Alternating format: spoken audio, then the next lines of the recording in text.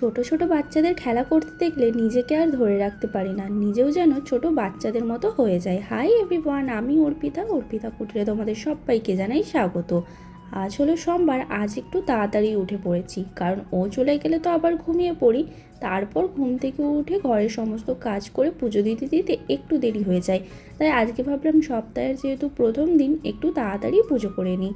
সকাল সকাল পুজো করতে তো ভালোই লাগে, কিন্তু প্রতিদিন হয়ে ওঠে না। ও কাজে চলে গেলে আমি আবার 1 ঘন্টার জন্য ঘুমিয়ে পড়ি, কোনো কোনো দিন তো 1 ঘন্টা 20 মিনিট বা 1.5 ঘন্টাও হয়ে যায়। তারপর ঘুম থেকে উঠে সমস্ত কাজ সেরে পুজো দিতে দিতে ওই 11:30 পৌনে 12টার মতো বেজে যায়।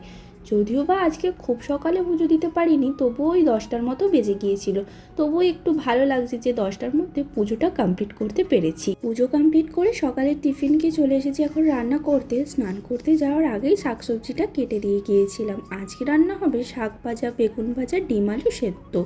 রান্নাটা বসানোর আগে দেখছি কড়াই কালকে বেগুনি ভেজেছিলাম, বেশ কিছুটা তেল বেঁচে আছে, তো সেই তেলেটাই কয়েকটা চিপস ভেজে নিলাম। ভাতের পর চিপস খেতে কিন্তু ভালোই লাগে। চিপসগুলো ভাজা হয়ে যাওয়ার পর আলাদা করে আবার একটা ডিম সেদ্ধ বসিয়ে দিলাম। আর ভাতের সঙ্গে ডিম সেদ্ধ দেবো না, কারণ ভাতের সঙ্গে ডিম সেদ্ধ দিলে অনেক সময় ডিমটা ফেটে যায়, তখন আর খেতে একদমই ভালো লাগে না।